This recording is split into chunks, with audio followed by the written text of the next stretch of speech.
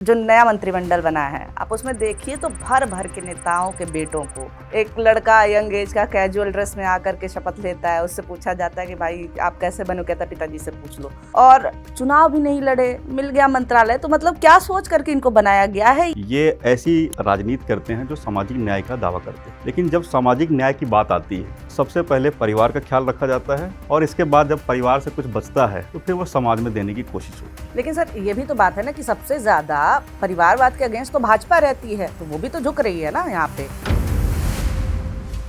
अच्छा, जो नया मंत्रिमंडल बना है, जितने लोगों ने शपथ ली है अभी तक, आपको क्या लगता है किस तरह से नए मंत्रियों का चुनाव हुआ है? कौन से फैक्टर्स थे जिसको देख करके कहा कि ये पुराने वालों को हटाओ और कुछ नए चेहरों को लेकर के आओ? एक तो नए चेहरों की एंट्री हुई है, दूसरी बात जो अगड़ा पिछड़ा दलित महादलित ये जो फैक्टर है ना उसको साधने की कोशिश हुई है। लेकिन हालांकि कुछ ऐसी जातियां जरूर हैं जिनको लेकर के उनको उतना प्रतिनिधित्व नहीं मिला है जितनी उनकी आबादी है। भाजपा क्योंकि अब बड़ी पार्टी है, तो क्या उसने अपने फेवर में चीजें ज्यादा की हैं? सीएम भले ही जदयू के खाते में है, लेकिन जो मंत्रियों के पद जो है वो बीजेपी के खाते में ज्यादा रहेंगे ताकि एक बैलेंस रहे।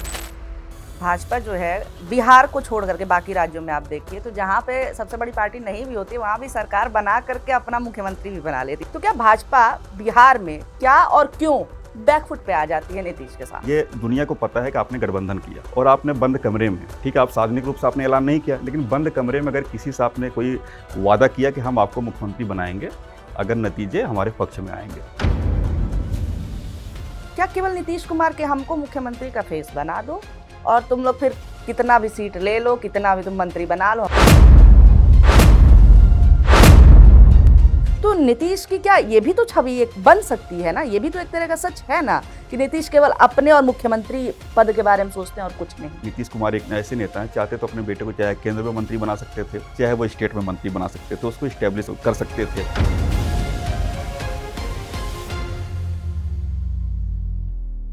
नमस्कार, मेरा नाम है निवेदिता शांडिल्य और आप देख रहे हैं पॉलिटिक्स। बिहार में सरकार बन चुकी है और सबसे बड़ी पार्टी बनकर उभरी है भारतीय जनता पार्टी। और अब जबकि मंत्रिमंडल भी बन चुका है तो भाजपा का कितना रोल रहा ये डिसाइड करने में कि कौन सा मंत्री किसका होगा, ये सारी बातें जानने के लिए हम साथ में बैठे हुए हैं नवनीत मिश्रा जी के, जो कि बीजेपी बीट के सीनियर जर्नलिस्ट हैं। सर, जो नया मंत्रिमंडल बना है, आप उसमें देखिए तो भर भर के नेताओं के बेटों को और या फिर किसी न किसी रिश्तेदार को, कुल मिलाकर के जो परिवार हैं उनको खूब दिया गया है मंत्रालय। और उसमें भी जो दीपक प्रकाश जो नाम है वो बहुत ट्रेंडिंग भी है। एक लड़का यंग एज का कैजुअल ड्रेस में आकर के शपथ लेता है, उससे पूछा जाता है कि भाई आप कैसे बनो, कहता पिताजी से पूछ लो। तो बिना किसी बैकग्राउंड बैकग्राउंड है, पिताजी की वजह से बैकग्राउंड है, लेकिन बिना किसी एक्सपीरियंस के और चुनाव भी नहीं लड़े, मिल गया मंत्रालय। तो मतलब क्या सोच करके इनको बनाया गया है? ये उपेंद्र कुशवाहा जो है इतना कब से ये पावर क्या इतनी उनके हाथ में है कि उनके बेटे को बिना चुनाव लड़े और बना दिया जा रहा है मंत्री? या फिर ये भी है कि भाई जाति के समीकरण कुछ नहीं होते, जनता कुछ नहीं है, हम तो अपने अपने बेटों को सेट कराने के लिए लगे हुए हैं? देखिए निवेदिता जी, सबसे बड़ी चीज़ है इसे राजनीति का दुर्भाग्य भी आप कह लीजिए या सामाजिक न्याय की जो राजनीति है उसका दुरुपयोग। हम्म। बेशक ये जो जिनका भी आप नाम ले रही हैं ये ऐसी राजनीति करते हैं जो सामाजिक न्याय का दावा करते हैं, हम्म। लेकिन जब सामाजिक न्याय की बात आती है तो सबसे पहले परिवार का ख्याल रखा जाता है और इसके बाद जब परिवार से कुछ बचता है तो फिर वो समाज में देने की कोशिश होती है। तो ये आज के दौर का सामाजिक न्याय की परिभाषा है और इसके लिए सिर्फ उपेंद्र कुशवाहा को आप दोष नहीं दे सकती। आप देखिए जितने भी जो भी समाजवादी जितने भी राजनीतिक दल हैं, चाहे वो बिहार में आप आरजेडी को आप देख लीजिए, चाहे वो उत्तर प्रदेश में आप समाजवादी पार्टी को देख लीजिए। ठीक है, इस बार आरजेडी ने अपने परिवार में टिकट नहीं दिया जिसको लेकर के घमासान भी हो गया। परिवार तो पहले भी टूट चुका था, तेज प्रताप यादव अलग हो चुके थे, अब बहनों से लड़ाई चल रही है इसलिए कि पार्टी में शेयरिंग नहीं मिला। यूपी में आप देखिए लोकसभा चुनाव में अखिलेश यादव को 5 टिकट इसलिए परिवार में देने पड़े, नहीं तो उनका भी परिवार टूट जाता। तो आज के दौर में ये जो जितने भी समाजवादी दल हैं इन्होंने सामाजिक न्याय की राजनीति को लेकर तो ये आगे बढ़ रहे हैं।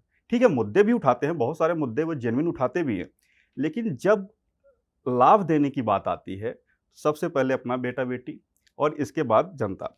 अब जो बात आपने कहा कि बिहार में देखिए उपेंद्र कुशवाहा पहले तो ये तय नहीं था कि उनका बेटा शपथ लेगा। पहले ये माना जा रहा था कि वो अपनी पत्नी को, जो स्नेहलता जी जीती हैं, तो उनको वो शपथ कराएँगे। लेकिन ऐन वक़्त पे उन्होंने एक चाल चली। वो ये था कि आपको याद होगा, जब सीट शेयरिंग को लेकर के बातचीत चल रही थी उपेंद्र कुशवाहा की बीजेपी के साथ, तो उन्होंने कहा था कि हमें कम सीटें मिल रही हैं। तो ये था कि वो बीजेपी से एक आश्वासन, उन्होंने 2 आश्वासन लिए थे। एक, हमारा जो राज्यसभा का कार्यकाल है, वो खत्म हो रहा है, हुँ। एक और कार्यकाल हमको चाहिए। दूसरा, 1 एमएलसी सीट चाहिए। अब इस बार के नतीजे बड़े बम्पर आ गए। उन्हें लगा कि पत्नी तो विधायक बन चुकी हैं, हुँ, हुँ, हुँ। अगर बेटे को हम मंत्री बना देंगे, तो एमएलसी बनाना पड़ेगा 6 महीने के अंदर। तो जो बीजेपी ने आश्वासन हमको दिया है एमएलसी का, वो पहले ही मिल जाएगा, वो देना मजबूरी है, क्योंकि कल किसने देखा है, कल हो सकता है कि एमएलसी हमको ना मिले। यही दांव आपने देखा जीतन राम मांझी भी खेल गए। जीतन राम मांझी के बेटे का जो संतोष सुमन है, उनका भी एमएलसी का कार्यकाल खत्म होने वाला है। इस बार वो भी कोई चुनाव तो लड़े नहीं, उनको भी मिल गया, उनको भी मंत्री बना दिया। अब ये है कि उनको भी एमएलसी सीट मिल जाएगी। तो ये जो है, ये एक बड़ी बहस का विषय है। क्या ये अब सबसे बड़ा सवाल उठता है कि जिस समाज की वो राजनीति करते हैं, उस समाज को भी तो देखना चाहिए कि ये सामाजिक न्याय की लड़ाई लड़ रहे हैं कि अपने परिवार की लड़ाई लड़ रहे हैं। लेकिन सर ये भी तो बात है ना कि सबसे ज़्यादा परिवारवाद के अगेंस्ट तो भाजपा रहती है, तो वो भी तो झुक रही है ना यहाँ पे। आप देखिए सबसे ज़्यादा अटैकिंग किस पे रहते हैं कि राजद का परिवारवाद, लालू के बेटे, सोनिया गांधी, राहुल गांधी, ये सारी चीज़ें करते रहते हैं। तो भाजपा और प्रधानमंत्री खास तौर से कि मेरा कोई परिवार नहीं है, ये लोग परिवारवाद की राजनीति कर रहे हैं। तो ये भी तो फिर झुके ना उनके आगे। देखिए, ये बात सही है कि अगर देखा जाए तो जिस तरीके से ये जो बिहार की जो नई सरकार है, इसमें परिवारवाद की जो छाप है, वो बिल्कुल, इसमें कोई इनकार नहीं कर सकता, बिल्कुल है। अब सवाल ये था कि जब जीतन राम मांझी ऐन वक्त पे, आपने देखा, वो जीन्स पहन करके वो गए और कैजुअल में हुँ। ड्रेस में वो गए, इसका मतलब पहले से तैयारी नहीं थी, अचानक से वो चीज़ें हो गई। तो बीजेपी ने बाद में, जैसे बीजेपी का ये था कि आप अपनी पत्नी को बना दीजिए, कम से कम ठीक है, आप राज्यसभा हैं, आपकी पत्नी है, एक परिवार में 2 पद हुँ। रहेंगे, तो बेटे को बनाने से गलत मैसेज जाएगा। तो ये बीजेपी के साथ जब मीटिंग हो रही थी, उस समय डिस्कस हो रहा था। लेकिन चूँकि ऐन मोमेंट पे उन्होंने अपने पत्ते खोले, वो अड़ गए, तो उधर शपथ ग्रहण समारोह की तैयारियाँ चल रही थी, उधर अपने बेटे पे है, तो कहीं ऐसा ना हो जो हुँ। शपथ समारोह से पहले माथापच्ची करने पड़े। तो कई बार क्या होता है कि जब आप सहयोगी दलों के आगे कई बार पार्टियों को झुकना पड़ता है। इसलिए झुकना पड़ता है क्योंकि उनके पास कोई ऑप्शन नहीं है, क्योंकि जब देखिए, जैसे जब आपका गठबंधन किसी पार्टी से हुआ है, वो तो कह रहा है कि भाई हमको जब कोटे में सीटें जितनी मिली हैं, जितने मंत्री हमको बनने हैं, हम किसी को बनाएँ, आपसे क्या? हुँ। आप हुँ। हमारे मंत्री क्यों तय करोगे? तो ये चीज़ें हुई हैं, उनके ये बात ज़रूर है, मैं मतलब कि यहाँ पे ये दावा करना चाहूँगा, जो मेरी इन्फॉर्मेशन है, जीतन राम मांझी के बेटे को और इसके अलावा इनके बेटे को, उसको लेकर बनाने को बीजेपी उस वक़्त तैयार नहीं थी, लेकिन चूँकि सहयोगी दलों की जो प्रेशर पॉलिटिक्स है, उसके आगे बीजेपी को झुकना पड़ा, इसमें कोई दो राय नहीं। अच्छा, जो नया मंत्रिमंडल बना है, जितने लोगों ने शपथ ली है अभी तक, आप पहले कई पुराने चेहरे थे जो कि अब नहीं है इस मंत्रिमंडल में। तो किस तरह से आपको क्या लगता है किस तरह से नए मंत्रियों का चुनाव हुआ है? परिवारवाद के अलावा और क्या देख कर के मंत्री चुने गए हैं? क्योंकि देखिए जातीय समीकरण बहुत ज़्यादा हावी होते हैं जब मंत्री बनाने हो, चुनने हो। तो क्या-क्या चीज़ें ध्यान में रख कर के कौन से फैक्टर्स थे जिसको देख कर के कहा कि इस ये पुराने वालों को हटाओ और कुछ नए चेहरों को लेकर के आओ? देखिए, इसमें आप देखेंगे कि जो 14 मंत्री थे पिछली सरकार में, उनकी छुट्टी हो गई है।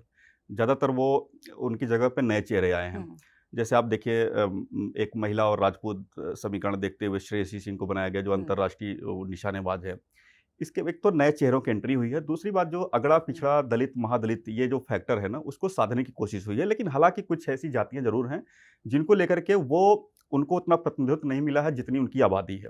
हुँ, हालाँकि ये भी है कि आपको पता होगा कि जैसे जब मुख्यमंत्री शपथ लेते हैं, तो एक प्रारंभिक मंत्रिमंडल होता है, बाद में विस्तार होता है। जैसे कुछ जगहों पे ये भी चीज़ें हैं, बहुत सारे ऐसे जो इलाके हैं, जैसे सीतामढ़ी, जहाँ पे सीता जी का मंदिर बन रहा है, जैसे वहाँ से ये आवाज़ आ रही है कि भई वहाँ वहाँ को प्रतिनिधित्व नहीं मिला। बहुत सारे ऐसे रीजन हैं ना, जो भौगोलिक समीकरण है, जो उसको पार्टी अभी नहीं, एनडीए अभी नहीं साध पाया है। तो ऐसे में जो है, कुछ जातियाँ ऐसी हैं, जैसे अभी देखिए, जो वहाँ पे ब्राह्मणों की आबादी करीब 3.5% है। तो वहाँ पे आवाज़ उठ रही है कि भाई सिर्फ़ एक सीट मिली, एक मंत्री बना। जबकि देखा जाए तो जो यादव समाज है, वो उतना वोट नहीं करता है, उसको 2 सीटें मिली हैं। यहाँ तक कि मुस्लिम समाज को भी 1 सीट मिल गई है, एक सीट 1 मिली। मंत्री बन गए हैं। तो ऐसे में जो ब्राह्मण समाज है, उसको वो सवाल उठा रहा है कि हम तो कोर वोटर हैं, क्या हमको एनडीए ने टेकन फॉर ग्रांटेड लिया? तो नहीं, ये लेकिन सब बहुत जनसंख्या के बहुत भी हिसाब से अगर आप देखिए तो ये यादवों के साथ भी तो हुँ, ये थोड़ी बेईमानी है ना, उनकी संख्या बड़ी है। हाँ, बिल्कुल वोटर वो देखिए, किसी के भी क्या तो बिल्कुल। कहीं न कहीं ये कह रहे हैं कि राजद के वोटर हैं यादव, इसलिए हम इनके में से 2 ही। हाँ, आप सही कह रहे हैं, वोट इन्होंने कितना किया है एनडीए को उसके वो हिसाब से ज़्यादा है, लेकिन कम भी तो है। ये मैं बता रहा हूँ कि ये एक बहस का विषय है। और देखिए एक चीज़ और है, देखिए जातियाँ तो दर्जनों हैं हुँ। और ऐसा भी नहीं है कि भई मगर 25 मंत्री बनने हैं तो ऐसा तो नहीं हर जात का मंत्री पर बनेगा। प्रोमिनेंट तो आप हाँ, देखेंगे ना जनसंख्या हाँ, किसकी नहीं ज़्यादा है। वो बिल्कुल है। देखिए तो जैसे देखिए दलितों की आबादी सबसे ज़्यादा है। 19% आबादी है तो उसमें से 5 दलितों को मंत्रिमंडल में मौका मिला है। इसके अलावा यादव समाज की भी आबादी करीब 14 से 15% है, जो जाति सर्वे जो 2023 के आंकड़े और हैं, राजपूत 4 बनाए गए। उसके मुताबिक तो उसमें आप देखेंगे उनको यादवों को 2 मिला है। राजपूत जो है वो 3.45% है, तो उनको 4 मौका मिला है और ब्राह्मण को 3 पॉइंट वो फ 50 हुँ, इसके समथिंग है, जो जातीय सर्वे के आंकड़े हैं, उसमें हालाँकि उनको 1 मिला है। भूमिहार को 2 मिला है। अब हुँ, जैसे भूमिहारों का भी ये कहना है कि भई हम तो एक देखा जाए तो हम लगातार जो है बीजेपी को सपोर्ट कर रहे हैं, एनडीए को सपोर्ट कर रहे हैं, लेकिन हमें तो उतना ही उसी बराबर तौला गया है। आप जो एम-वाई समीकरण जो आरजेडी का है, उसी के बराबर भाई एम-वाई समीकरण क्या है? वहाँ पे या यादव को आपने 2 मंत्री बना दिए, हमको भी 2 ही मिला और उधर एक मुस्लिम को भी इधर मिल गया। तो हमको तो उसी प्रलय में आपने तौल दिया जिस प्रलय में जो है हुँ। आपने आरजेडी के वोटर्स को तोला। तो ये सब बहुत सारी चीज़ें लेकिन मेरा मानना है लेकिन अगर आप देखेंगे, देखिए जातीय दृष्टि से अगर आप देखेंगे तो हो सकता है कि वो उतने समीकरण नहीं साधे गए हों। लेकिन अगर आप अगड़ा, पिछड़ा, दलित, महादलित तो इस हिसाब से अगर देखेंगे तो वो आबादी के हिसाब से वो प्रतिनिधित्व ठीक मिला हुआ है। अच्छा क्योंकि भाजपा इस बार लार्जेस्ट पार्टी है, ठीक है? तो एनडीए में आज हमारी नीरज सर से एक चर्चा हो रही थी, तो जी। उन्होंने यही कहा कि नीतीश कुमार की पार्टी अब बड़े भाई वाली पार्टी नहीं रही भाजपा की, क्योंकि अब भाजपा जो है हुँ, वो आगे निकल हुँ। चुकी है। तो पिछली बार जब मंत्रिमंडल तय किया गया था और इस बार जब हुआ है, तो क्या रोल्स चेंज हुए होंगे? भाजपा क्योंकि अब बड़ी पार्टी है, तो क्या उसने अपने फेवर में चीज़ें ज़्यादा की हैं? देखिए जैसे ये पिछली बार भी तय हो गया था कि देखिए पिछली बार भी बीजेपी एनडीए में बड़ी पार्टी थी। इस बार पूरे प्रदेश में बड़ी पूरे पार्टी में, हो हाँ। गई है। तो पिछली बार भी ये था कि जब मुख्यमंत्री का पद जदयू के खाते में जा रहा है और हम सिंगल लार्जेस्ट पार्टी हैं, तो मंत्रियों की संख्या ज़्यादा रहनी चाहिए। तो इस बार भी बीजेपी के मंत्रियों की संख्या ज़्यादा है। आपने देखा होगा जो 26 मंत्री नीतीश जी के साथ जो शपथ लिए हैं, उसमें से 14 बीजेपी के हैं। हुँ, 8 जदयू के हैं। इसका मतलब ये है कि सीएम भले ही जदयू के खाते में है, लेकिन जो मंत्रियों के पद जो है वो बीजेपी के खाते में ज़्यादा रहेंगे ताकि एक बैलेंस रहे। तो ये आप जो है ये इम्पैक्ट आप देखेंगे ये है। अब ये है कि अभी जैसे बहुत सारे ऐसे समीकरण हैं ना, अब जैसे हो सकता है कि नए साल में ये विस्तार करें क्योंकि एक होता है कि कई बार फ़ौरन चीज़ें तय हो जाती हैं, जैसे नतीजे आए, फिर 1 हफ्ते के अंदर शपथ ग्रहण भी कराने की सारी चीज़ें चल चल रही थी, जो भी सारी डिस्कशन हुए होंगे। तो एक जैसे जो कोर इश्यू होते हैं ना, उसको देखते हुए एक मंत्रिमंडल का खाका तय हो जाता है। और इसके बाद फिर जब लगता है कि कोई सामाजिक समीकरण हम दुरुस्त नहीं कर पाए हैं या कोई क्षेत्रीय समीकरण हम दुरुस्त नहीं कर पाए हैं, किसी रीजन में एक मंत्री होना चाहिए था, हम उस रीजन की उपेक्षा किए हैं, तो बाद में क्या है वो विस्तार में वो मौका मिलता है। तो बहुत सारी जैसे जो आप सोशल मीडिया में देख रही होंगी, बहुत सारी जातियों के अंदर बेचैनी है, बहुत सारे रीजन के अंदर बेचैनी है कि भई हमारे यहाँ तो हमने तो एनडीए को इस बार जिता दिया, लेकिन हमारे यहाँ हुँ, तो कोई आस-पास मंत्री नहीं है। तो हुँ। अब उन आकांक्षाओं को अगले विस्तार में पार्टी साध सकती है। अच्छा, आप देखिए कि भाजपा जो है, अगर बिहार को छोड़ करके बाकी राज्यों में आप देखिए, तो जहाँ पे सबसे बड़ी पार्टी नहीं भी होती, वहाँ भी सरकार बना करके अपना मुख्यमंत्री भी बना लेती है। यहाँ पे जब भाजपा सबसे बड़ी पार्टी है, मगर जब बात मुख्यमंत्री की आई, तो नीतीश के सामने ये बैक फुट पे आ गया कि ठीक है, उनका ही, जबकि उनकी संख्या तो कम है अब इनके मुकाबले, ये चाहते तो कह सकते थे कि नहीं आप हमारे साथ रहिए, हमारा मुख्यमंत्री बनेगा। तो क्या नीतीश कुमार के पलटने का डर था कि भाई कहीं साथ छोड़ के ना चला जाए, क्योंकि उनको तो मुख्यमंत्री का फेस चाहिए था। तो क्या भाजपा बिहार में क्या और क्यों बैकफुट पे आ जाती है नीतीश के सामने? देखिए इस बार एक गठबंधन धर्म होता है। कई बार क्या होता है जो आपने किसी के साथ वादा किया है ना, तो वादा खिलाफ़ी आप नहीं कर सकते। अगर आप ज़रा-सा भी अगर आपको क्रेडिबिलिटी राजनीति में अपना बना के रखना है। क्योंकि अगर मान लीजिए आपने किसी के साथ गठबंधन ये दुनिया को पता है कि आपने गठबंधन किया और दुनिया को पता है अगला व्यक्ति सीएम है और आपने बंद कमरे में, ठीक है, आप सार्वजनिक रूप से आपने ऐलान नहीं किया, लेकिन हुँ, बंद कमरे में अगर किसी से आपने कोई वादा किया कि हम आपको मुख्यमंत्री बनाएँगे, अगर नतीजे हमारे पक्ष में आएँगे। तो अगर मान लीजिए कल आपको लगता है कि हमारी स्थिति सुधर गई है, सिंगल लार्जेस्ट पार्टी हम हो गए हैं, अगर आप उस वादे को तोड़ते हैं, तो निकट भविष्य में जो भी आपके सहयोगी दल हैं, क्या नए सहयोगी दल आपके साथ आएँगे? तो जो भरोसे का जो संकट है ना, वो दूसरे दलों के साथ बन जाएगा। तो फिर जो आपके आज की डेट में जो आपके सहयोगी हैं, वो भी डर जाएँगे। उन्हें लगेगा कि बीजेपी तब तक ही हमको टॉलरेट करेगी, जब तक हम जो है जब तक वो मजबूत नहीं हो जाते। यानी मामला नैतिकता का नहीं है, डर का है। नहीं, भरोसे के संकट का था। हुँ, दूसरी बात ये है कि देखिए, जब आप प्री पोल अलायंस होता है ना, गठबंधन एक होता है कि जब हम जैसा नतीजे आएँगे तब डिस्कस करेंगे। उस समय तो प्रेशर पॉलिटिक्स चलती है। लेकिन जो वो पोस्ट पोल अलायंस होता है, प्री पोल अलायंस होता है। प्री पोल अलायंस में शर्तें पहले से तय हो जाती हैं। वहाँ पे कंडीशंस अप्लाई हो जाते हैं। जब चुनाव से पहले 2 पार्टियाँ या 2 या से अधिक पार्टियाँ बैठती हैं, तो उनके बीच में चीज़ें तय हो जाती हैं कि अगर हमारे पक्ष में नतीजे आएँगे तो मुख्यमंत्री कौन बनेगा, क्या होगा, क्या सारी चीज़ें वो लगभग पहले से तय रहती हैं। फिर नतीजे जब आते हैं तो उस चीज़ को इम्प्लीमेंट करते हैं। तो नीतीश के साथ देखिए, सीट किसकी आई ये मायने नहीं रखता। सीटों से ज़्यादा गठबंधन धर्म मायने रखता है। तो नीतीश के साथ बीजेपी ने अपने गठबंधन धर्म का पालन किया। नीतीश के साथ जो वादा किया था, पार्टी ने उसको निभाया। दूसरी बात एक चीज़ और है, नीतीश के साथ अगर आप 2020 और 2025 के चुनाव को अगर आप दोनों की तुलना करेंगे, तो नीतीश के साथ इस चुनाव में सिंपैथी की लहर रही। जिस तरीके से उनके स्वास्थ्य को मुद्दा बनाया गया, तो उससे एक वर्ग जो उनका समर्थक था, उसके अंदर एक सहानुभूति उनके प्रति उमड़ी। और इसका भी आप देखेंगे इस चुनाव में काफ़ी इम्पैक्ट रहा। तो एक है कि अगर आप नीतीश की भूमिका के साथ अगर आप छेड़छाड़ करते हैं, अगर नीतीश की इच्छा के विपरीत आप जाते हैं, तो जो उनका समर्थक है, जो जनता उनके प्रति एक सॉफ्ट कॉर्नर रखती है, उसको ठेस पहुंचती है। तो गठबंधन धर्म का पालन, जन भावना का सम्मान, इन सब चीज़ों को देखते हुए बीजेपी ने करा। और इसमें और दूसरी बात रही बात पलटने की, देखिए इस बार जो पलटने का वैसा स्कोप खत्म हो चुका है। अगर आप देखें जिस तरीके से आरजेडी वो 25 सीटों पर आ गई है, तो वो देखा जाए, अगर ये कहा जाए कि जो 43 सीटों पे नीतीश जी की जो हैसियत हुआ करती थी, आज अगर वो 85 सीटों पे आ गए तो भी वो हैसियत उनकी नहीं है। इसलिए हैसियत का मतलब ये ऐसा नहीं कि नीतीश कमज़ोर है, लेकिन जैसे एक होता है कि इधर भी जाने का है और इधर भी जाने का। तो आरजेडी इतनी कमज़ोर हो गई है कि उधर अगर मान लीजिए कभी पलटने की कोशिश भी करेंगे, तो उधर गठजोड़ करने में बहुत सारे जो है आपको बहुत सारी परेशानियाँ झेलनी पड़ेंगी, क्योंकि उतना सीधा-साधा मामला उधर है नहीं। मतलब उधर जाने पे फ़ायदा नहीं है नीतीश को। बिल्कुल। दूसरी बात ये होती है, नीतीश कुमार जाएँगे क्यों? देखिए, हमेशा नीतीश की जो लड़ाई थी, वो हमेशा सर्वाइवल की लड़ाई थी। वो पलटते क्यों थे? ऐसा नहीं कि उनको पलटने में मज़ा आता था। दरअसल वो क्या है, अपनी पार्टी को बचा के रखना चाहते थे। जैसे आपने देखा होगा कि कई बार क्या होता है, जैसे अधिकारियों की पोस्टिंग होती है, 3 साल, 2 साल बाद अधिकारियों का ट्रांसफ़र कर दिया जाता है। इसलिए कर दिया जाता है, ताकि वो वहाँ पे अपना कोई इकोसिस्टम ना बना पाएँ, रेस्ट ज़ोन में ना चले जाएँ। तो नीतीश कुमार के साथ दिक्कत ये है कि वो कई बार ये सोचते हैं कि जैसे किसी गठबंधन के साथ अगर लंबे समय से रहेंगे, तो जो हमारे नेता हैं और उनके नेता हैं, दोनों एक अपना जो है अलग से गठबंधन बना सकते हैं। वो हो सकता है दूसरी पार्टी के पैरोल पे काम करने लगे, हमारी पार्टी को निगल ना जाए। तो ऐसे में वो एक असुरक्षा की जो भावना है, उस वजह से वो 2 साल इधर, 2 साल इधर, इस तरीके से कर के वो अपने को ज़िंदा किए रहते हैं।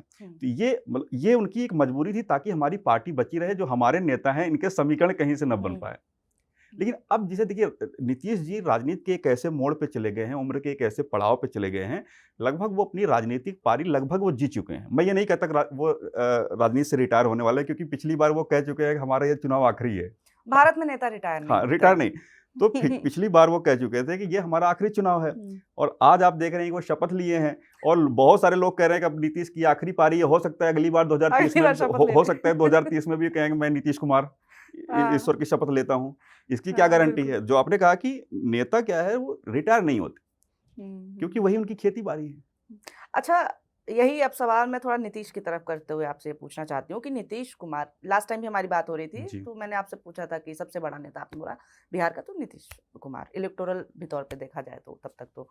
लेकिन नीतीश कुमार जो है, क्या केवल नीतीश कुमार के हमको मुख्यमंत्री का फेस बना दो और तुम लोग फिर कितना भी सीट ले लो, कितना भी तुम मंत्री बना लो हमको, क्या केवल नीतीश कुमार एक फेस, क्योंकि बड़ा नेता होने का मतलब होता है कि you have the strength, you have the power, लेकिन अगर आप केवल फेस बन करके खुश हैं और उसके लिए आप किसी भी तरह के समीकरण में चले जा रहे हैं, टिक जा रहे हैं, तो इसका मतलब है ना कि आप केवल स्वार्थ की एक राजनीति आप लड़ रहे हैं कि आखिरी तक मतलब हमको मुख्यमंत्री बन के रहना है, बाकी फिर कुछ भी होता रहे। तो नीतीश की क्या ये भी तो छवि एक बन सकती है ना, ये भी तो एक तरह का सच है ना कि नीतीश केवल अपने और मुख्यमंत्री पद के बारे में सोचते हैं और कुछ नहीं। देखिए, ये देखिए अपना अपना एक नज़रिया हो सकता है। दूसरी बात देखिए, नीतीश की जो राजनीति आप देखें, उनका कोई पर्सनल अगर आप देखें, जैसे एक होता है कि राजनीति में लोग इसलिए रहते हैं कि जो उनका अपना इकोसिस्टम है वो जिंदा रहे, जो उनके साथ लोग जुड़े हुए हैं उनको लाभ पहुंचता रहे, उनका अपना सिस्टम है, उनके परिवार को लगातार वो पावर मिलता रहे। लेकिन आपने देखा होगा कि नीतीश कुमार एक ऐसे नेता हैं, चाहते तो अपने बेटे को चाहे केंद्र में मंत्री बना सकते थे, चाहे वो स्टेट में मंत्री बना सकते थे, उसको इस्टेब्लिश कर सकते थे। अब कल वो करेंगे कि नहीं करेंगे ये मैं नहीं जानता, लेकिन वो कर सकते थे। लेकिन आज की डेट में भी उन्होंने अपने मतलब कि बेटे छोड़ दिए, भाई कोई भाई या कोई अन्य परिवार में जो दूर दराज के हैं, कोई आज के दौर में नहीं दिखता है। अभी आपने देखा होगा शपथ ग्रहण में जिस तरीके से एक 20 साल जिसका पिता मुख्यमंत्री रहा हो, उसका लड़का कितने सिंपल एक साधारण वेशभूषा में वो टहल रहे थे। तो इसका मतलब ये है कि नीतीश कुमार कोई पर्सनल बेनिफिट के लिए राजनीति नहीं कर रहे हैं, ये बात तो जाहिर हो जाती है। अगर पर्सनल बेनिफिट के लिए राजनीति करते तो जाहिर सी बात है कि वो परिवार को बढ़ाते, या अगर परिवार को नहीं भी बढ़ाते तो रिश्तेदारों को बढ़ाते। कोई नीतीश कुमार का कोई रिश्तेदार, कोई उनका बेटा, कोई भाई, ऐसा कोई आसपास नहीं दिखता है कि लगे कि ये अपने पर्सनल बेनिफिट के लिए राजनीति कर रहे हैं। दूसरी बात है कि देखिए, जो नीतीश कुमार चाहे वो आरजेडी के साथ कभी जाते रहे हैं, कभी बीजेपी के साथ सरकार बनाते हैं, मैंने उसका जवाब पहले दिया कि वो उनकी पार्टी के लिए वो मजबूरी का काम है। दूसरी बात, सवाल उठता है कि अगर कोई नेता किसी अगर पाला बदल रहा है, सवाल ये है कि जिन मूल्यों के साथ वो राजनीति करने उतरा है, क्या उन मूल्यों से उसने समझौता किया? तो नीतीश कुमार का जो एजेंडा है, एक है अति पिछड़ों की वो आवाज़ बने। अति पिछड़ों की उन्होंने राजनीतिक और सामाजिक रूप से हिस्सेदारी बिहार में बढ़ाई। क्या वो राजनीतिक या आर्थिक या सामाजिक हिस्सेदारी वो अपने समाज को नहीं दिला पा रहे हैं? अगर उससे वो समझौता कर रहे हैं तो फिर उनके पलटने पर सवाल किया जा सकता है। लेकिन अगर वो जो उनका कोर एजेंडा है, अगर उससे टस से मस नहीं हो रहे हैं, तो इसका मतलब ये है कि वो अपने मकसद में सफल हैं। आप देखिए, जैसे जाति सर्वे की बात आती है, जैसे सामाजिक न्याय के जितने भी लोग राजनीति करते हैं, उन्होंने कहा कि जाति सर्वे, तो नीतीश कुमार ने करके दिखा दिया। वो जब इधर रहते हैं, और दूसरी बात, जब बीजेपी उनके साथ रहती है तो जाति सर्वे का बीजेपी ने कभी विरोध नहीं किया। बीजेपी का भी स्टैंड है कि भाई ठीक है, जाति सर्वे होना चाहिए। तो इसका मतलब ये है कि नीतीश कुमार चाहे इधर रहें या उधर रहें, जो उनका कोर एजेंडा है उससे वो टस से मस नहीं होते। और यही वजह है कि 12 से 15% का जो उनका कोर वोटर है वो साथ नहीं छोड़ता, क्योंकि आज का वोटर भी जागरूक हो गया, वो किसी का बंधुआ नहीं रहना चाहता। और नीतीश कुमार जिस जात से आते हैं उस जात की आबादी कितनी है, आप देखिए। लालू प्रसाद यादव वो पिछड़ों के नेता हुए, पिछड़ों के नेता उनकी के रूप में उनकी पहचान हुई। जो उनकी राजनीति थी वो जेपी आंदोलन से निकले लालू जी, और पिछड़ों के नेता के तौर पर पहचान हुई। लेकिन धीरे धीरे वो यादवों के नेता बन गए। मैं ये नहीं कहता कि जानबूझ के बने, लेकिन जिस तरीके की उनकी राजनीति थी, यादव समाज ने उनको अपना नेता बता दिया। उससे क्या है, जो अति पिछड़ा वर्ग था वो उनसे दूर हो गया। लेकिन नीतीश कुमार के कुर्मियों के नेता नहीं कहे जाते। लालू यादव को लोग यादवों के नेता कह रहे हैं, पिछड़ों से वो यादवों के नेता हो गए। लेकिन नीतीश कुमार कुर्मियों के नेता नहीं है, नीतीश कुमार अति पिछड़ों के नेता। यही नीतीश कुमार की सफलता है, और यही लालू यादव चूक जाते हैं। नहीं, लेकिन एक ये भी तो है ना सर कि उनके कोर एजेंडे में एक समय आपको याद होगा कि सांप्रदायिकता का विरोध भी था।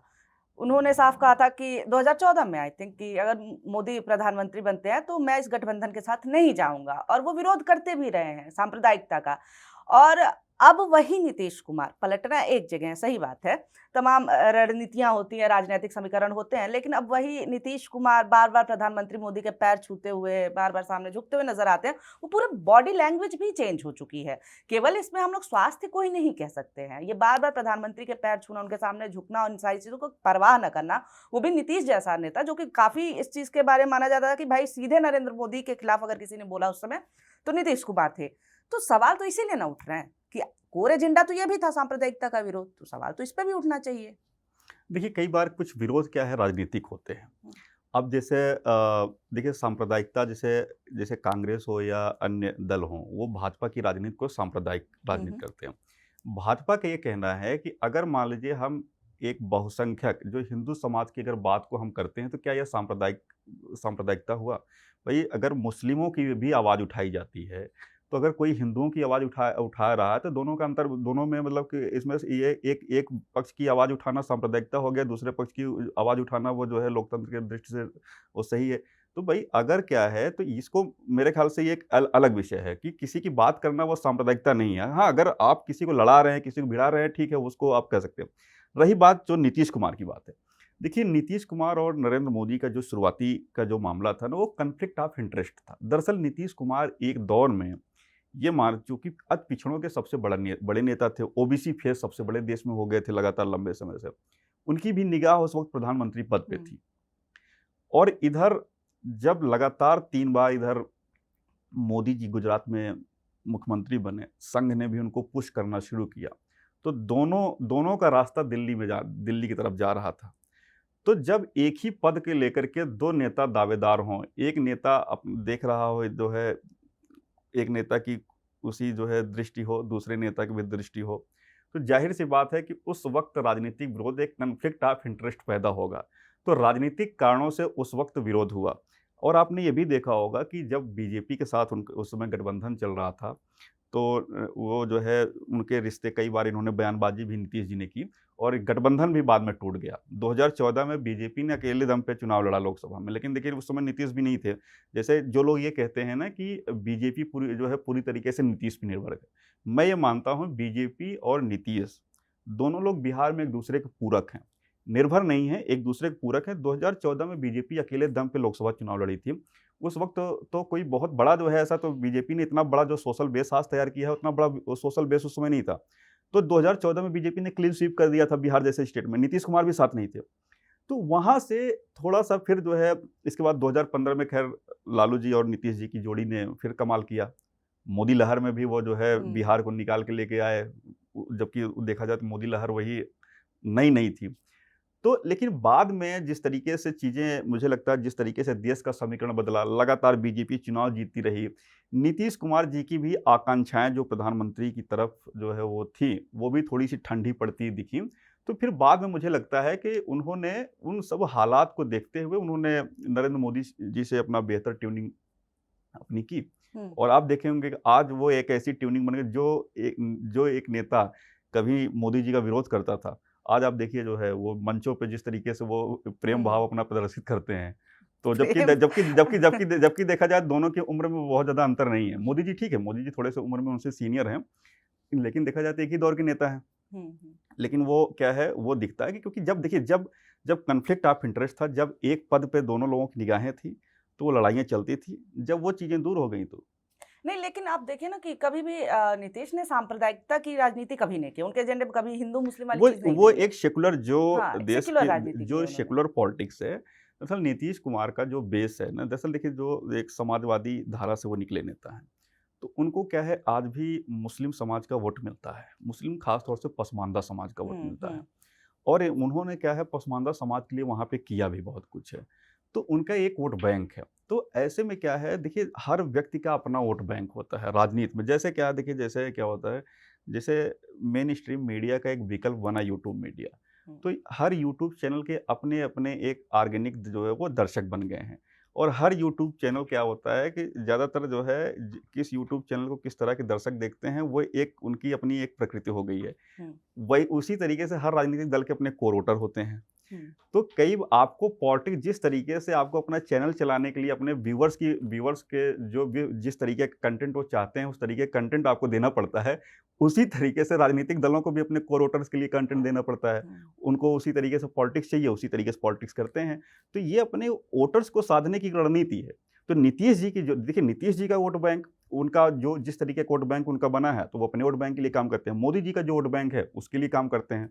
और ये भी अब दूसरी बात अगर आप देखेंगे, तो ऐसा नहीं है कि जैसे लोग ये कहते हैं कि भाई मोदी जी सांप्रदायिकता की राजनीति करते हैं।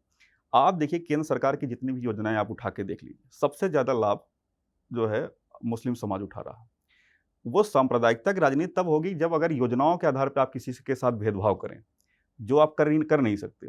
वो तो सबका साथ, सबका विकास और ये सब सारी चीज़ें करते हैं। तो अगर मान लीजिए कोई सरकारी योजनाओं का भेदभाव जो है, सरकारी योजनाओं के स्तर पे कोई भेदभाव हो रहा है, तो ये माना जा सकता है कि भाई ठीक है, वो चीज़ें हों। बाकी राजनीतिक कारणों से विरोध होते रहते हैं। अच्छा, ये पिछली बार 2 उप मुख्यमंत्री बनाए थे, भाजपा वाले समझ में आया था कि बहुत गणित लगा रहे थे कैसे क्या करना है, तो 2 उप मुख्यमंत्री बना देते। इस बार भी 2 उप मुख्यमंत्री, ये 2 उप मुख्यमंत्री का खेल क्या है इनका? क्या ये करना क्या चाह रहे हैं इससे? देखिए 2 जैसे जो आम तौर पे देखिए, ये जो परंपरा चली आई है उप मुख्यमंत्रियों की, दरअसल उप मुख्यमंत्री नाम की कोई व्यवस्था वैसी हुँ, संवैधानिक है नहीं। वो वो भी उप मुख्यमंत्री की भी हैसियत एक कैबिनेट मंत्री के बराबर होता है। लेकिन जैसे उप मुख्यमंत्री का जब एक दर्जा मिल जाता है तो थोड़ा-सा उसको अन्य मंत्रियों से थोड़ा-सा प्रोटोकॉल उसका जो है उसको हेलीकॉप्टर मिल जाता है चलने के लिए और एक मैसेज चला जाता है कि मुख्यमंत्री के बाद यही 2 लोग हैं या एक डिप्टी सीएम है तो मुख्यमंत्री के बाद मतलब सीनियरिटी तय हो जाती है। बाकी तो ये एक होता है, कई बार क्या होता है कि राजनीतिक दल से जो खास तौर से आप देखेंगे बीजेपी ये डिप्टी सीएम का प्रयोग करती है। जैसे मुख्यमंत्री तो कोई एक ही व्यक्ति बनेगा, उसकी भी कोई एक जाति होगी। अब पता लगा मान लीजिए एक जाति का मुख्यमंत्री बना लिए और 2 जाति और है जिनको बुरा लग रहा है कि इस जाति का मुख्यमंत्री कैसे बन गया।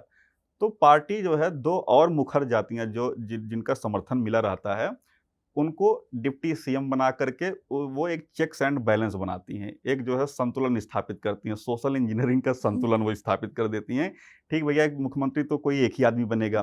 ठीक है, जो है ये डिप्टी सीएम जैसे अब बिहार में आप देखिए, बीजेपी क्या है वहाँ पे अति पिछड़ा मतदाताओं को साधने के लिए सम्राट चौधरी जैसे चेहरे को लगातार बीजेपी वहाँ पे प्रमोट कर रही है, उनमें इन्वेस्टमेंट कर रही है। सम्राट चौधरी को भविष्य के लिए एक बड़े चेहरे के तौर पे पार्टी तैयार कर रही है। तो अति पिछड़ा मतदाता जो खासतौर से नीतीश कुमार जी का वर्ग है, तो एक बीजेपी उस चेहरे को तैयार कर रही है तो उनको डिप्टी सीएम बना दिया। तो अति पिछड़ा मतदाताओं में संदेश चला गया कि भाई देखिए हमारे हितों को पार्टी ने बीजेपी ने प्रोटेक्ट किया। दूसरी बात है कि जो बीजेपी का जो वहाँ पे देखा जाए तो मुखर वोटर है, उसमें भूमिहार समाज जाता है। तो विजय सिन्हा वो भूमिहार समाज से आते हैं। तो चूँकि भूमिहार समाज एक ऐसी जाति है जो काफ़ी वोकल रहती है। तो उन्हें जो है अगर प्रतिनिधित्व नहीं मिलता तो आवाज़ उठाते हैं। बहुत सारी जातियाँ ऐसी हैं जिनको प्रतिनिधित्व नहीं मिलता लेकिन वो भी शांत रहते हैं, तो कोई प्रेशर पॉलिटिक्स नहीं करते। तो ऐसे में क्या है, पिछली बार भी वो थे, तो उनको भूमिहार समाज को साधने के लिए उनको डिप्टी सीएम बना दिया गया। बाकी अलग-अलग जातियों के नेता किए गए। तो वो जो डिप्टी सीएम की व्यवस्था बेसिकली क्या है, जो जातीय संतुलन स्थापित करने का एक प्रयोग होता है। हैसियत उनकी एक कैबिनेट मंत्री जैसी ही होती है। बस केवल ये है कि उनके समाज में एक मैसेज चला जाता है कि ठीक है सीएम तो नहीं बन पाया हमारे समाज के नेता, डिप्टी सीएम ही बन गया, तो उसी संतोष किए रहते हैं। नहीं, सही बात है। बहुत सारे लोग झुनझुना भी उसको कहते हैं। हाँ, तो और मुझे भी लगता है कि और बस मजे दिखाने की का बात है। चाहे देखिए यूपी के डिप्टी सीएम हो, चाहे महाराष्ट्र के डिप्टी सीएम हो, चाहे बिहार के डिप्टी सीएम फिर बने हैं, ये हमेशा परेशान ही रहते हैं। इनकी कुर्सी हमेशा जो है, जो डिप्टी सीएम होते हैं इनकी कुर्सी हमेशा सीएम पे रहती है और हमेशा आज तक जितने डिप्टी सीएम हैं इनकी कभी सीएम से ठीक से पटती नहीं। क्योंकि सीएम को ये डर सताता है कि ये हमारी कुर्सी बैठने के लिए लगा हुआ है, ये लाइन में लगा हुआ है, वेटिंग और में दो लगे हुए हैं और एक साथ। और डिप्टी सीएम को लगता है कब ये कमजोर हो हम इसकी कुर्सी पे बैठे। तो ये एक देखिए पार्टी नेतृत्व के लिए एक जो है ये होता है, दोनों आपस में ही फाइट करते रहते हैं और पार्टी नेतृत्व के लिए भी यह काम आसान रहता है, वो अपने जूझे रहते हैं। तो इसी से पार्टी नेतृत्व को इन्फॉर्मेशन भी मिलती रहती है कि एक दूसरे कौन क्या गलत कर रहा है। मुख्यमंत्री भी सोचते होंगे ना कि 2 मुख्यमंत्री उप कट के यही मुख्यमंत्री ना बन जाए। तो अच्छा, दोनों क्या है, असुरक्षित महसूस करते रहते हैं। सीएम को डर सताता रहता है कि कहीं कि ये ना बैठ जाए और उसको लग रहा था कब ये हटे कब हम बैठे। तो ये इनफाइटिंग चलती रहती है। फाइटिंग, बिहार की राजनीति की बात हो तो फाइटिंग की बात होगी। आप देखिए बिहार में जैसे सम्राट चौधरी ये कह रहे थे कि मुरेठा बांध के वो घूम रहे हैं, नीतीश कुमार को जब तक हटा नहीं लेंगे तब तक। बाद में उन्होंने अपने समीकरण ठीक किए क्योंकि उनको बता दिया कि वो नीतीश जी को अपना नेता मानिए क्योंकि बीजेपी उन्हीं को जो है आगे मुझे आगे बुरा लेके कर लगता है रही। इस बात के लिए हालांकि देखा जाए चौधरी के लिए। पहले हाँ। सम्राट चौधरी के रिश्ते बिल्कुल ठीक नहीं थे। सम्राट चौधरी कह रहे थे कि हम मुरेठा तभी तक ये खोलेंगे जो है जब तक नीतीश जी को हटा नहीं लेंगे। हटा नहीं उधर देते। विजय सिन्हा जी से भी नीतीश की पटती नहीं थी कि आपने देखा होगा जब विधानसभा स्पीकर वो थे किस तरीके से नीतीश जी से उनकी लड़ाई हो गई थी। तो ऐसे में लेकिन यह होता है कि समय के साथ क्या देखिए राजनीति क्या होता है कि राजनीति में जो समय के साथ अपने कदम में परिवर्तन करता है, कहीं बैकफुट पे जाता है, कहीं फ्रंट फुट पे जाता है। जो राजनीति में समय के साथ चलता है वही लंबी रेस का घोड़ा वही बन पाता है। तो सम्राट चौधरी भी इस बात को वो समझ गए कि अपने ये समय बात का तो सब इंतजार अब करना है। समझ गए हैं कि भाई देखो सब खत्म हो जाएंगे पर नीतीश मुख्यमंत्री बने रहेंगे। वो कोई भरोसा नहीं है। आखिरी मतलब हमारे सामने जितने भी इलेक्शन होने वाले मुझे तो लग रहा है जब तक नीतीश हैं वो मुख्यमंत्री ही रहने वाले हैं क्योंकि रिटायरमेंट हमारे यहाँ होता नहीं है। तो और नीतीश जी आमतौर पे देखिए कई बार मीम्स वायरल होते हैं कि नीतीश जी एक ऐसे देश के एक ऐसे नेता हैं जो मुख्यमंत्री बनने के लिए मुख्यमंत्री पद से इस्तीफा देते हैं। हाँ, इस्तीफा दिया क्योंकि उनको शपथ ग्रहण में जाना है। और एक कार्यकाल में 2-2 बार वो सीएम बनते हैं। तो अब देखिए होना ये नहीं चाहिए कि मंत्रिमंडल और ये सारी चीजें जाति और परिवार पे तय हो, लेकिन सच ये है कि यही होता है। तो वो हम आदर्श भारत की बात करेंगे जहाँ पे मंत्री ये सोच करके बनाया जाए कि कौन कितना काम किया है, वो आदर्श भारत की बात है। अभी सच के भारत की बात करें तो जातीय समीकरण, धर्म, जेंडर हाँ, सारी और चीजें दूसरी बहुत बात क्या मायने है, रखती हैं। कई बार क्या होता है कि देखिए, ये जिस समाज के से निकले नेता है ना, उस समाज को सोचना ज़्यादा ज़रूरी है कि हम अपना जो मुस्तकबिल है, अपना भविष्य हम एक ऐसे नेताओं को देते हैं जिन्हें अपना पत्नी, अपना बेटा, अपना बेटी, इसके बाद जो बच रहा है वो हमको दे रहे हैं, या पहले हमारे बारे में चिंता करते हैं। अब जैसे इनका उपेंद्र कुशवाहा ने बड़ा हास्यास्पद टीवी चैनलों से एक तर्क दिया कि आपने अपने बेटे क्यों बना दिया? कहें कि दूसरे नेता भाग जाते हैं। उनको हम इससे पहले भी हमने बनाए थे, तो पता लगा जो है वो उनको जैसे ही पावर दे देते हैं, तुरंत वो निकल जाते हैं। तो परिवार में रहेगा, तो परिवार में चीज़ें रहेंगी। तो अब इस तरीके का कुल भरोसा अंत में कुल मिला के एक गणित ही है, इनसिक्योरिटी की राजनीति है, ये इनसिक्योरिटी सब है। इनसिक्योर है, जितने भी पावर में है, लगता नहीं ये लोग नहीं नहीं ये आप इनसिक्योर लोग यूपी में हैं। देखिए संजय निषाद, उनका बेटा सांसद, खुद मंत्री, अनुप्रिया पटेल केंद्र में मंत्री, उनके जो पति हैं वो एमएलसी हैं और यूपी सरकार में मंत्री हैं। तो सब बाँट के बैठे हैं, और ये ऐसे हैं जो अपनी जाति को, अपने समाज को आगे ले जाने के नाम पे आगे बढ़े हैं। लेकिन जब पद की बात आती है, पहले पहले परिवार में बटेगा, फिर जो बचेगा वो सब में बटेगा। वही बंदरबाट चल रही है कुल मिला करके।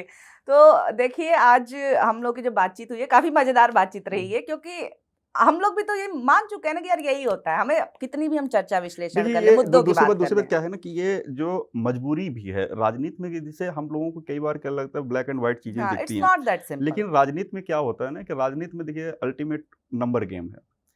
कौन कितना जिताऊ है, हुँ, किस समाज का कितना वोट आ रहा है। तो हुँ, अगर जैसे किसी के साथ आपने गठबंधन किया है, अगर उसका स्ट्राइक रेट ठीक रहा है, तो आपको तो उसको मंत्री पद देना ही है।